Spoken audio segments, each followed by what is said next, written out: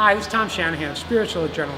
I'm here with fitness icon David Barton at Temple Gym in the West Village, New York, talking about what's important for people who are about to undertake a program of change. David, thank you so much for helping the Spiritual Adrenaline Challenge participants. And what do you recommend for people generally? The top 3 things you recommend for people to try or to do, and then the top 3 things you recommend they don't do to avoid self-sabotage.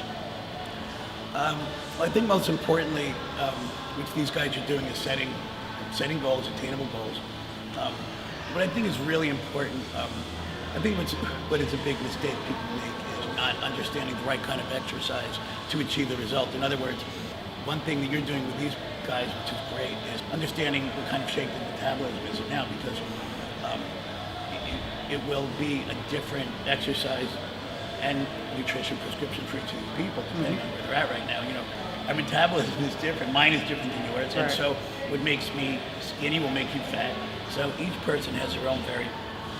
It changes with age. I mean, mine was very different at 44 than it is now at 51. So. Well, it does. First of all, we're born with a certain metabolic hardware, and then with age, with stress and how we eat, you have your epigenetic and environmental software. You program your metabolism to behave a certain way, and that is going to keep energy, either fat or sugar, on the body. So you really have to exercise in a way that programs your body to be able to lose the body fat if that's your goal. So, David, tell me, what's the number one thing you think people should avoid so they don't engage in self-sabotage? A big mistake that I see people make is going on social media and copying an exercise program or an exercise specifically that you see somebody doing on Instagram.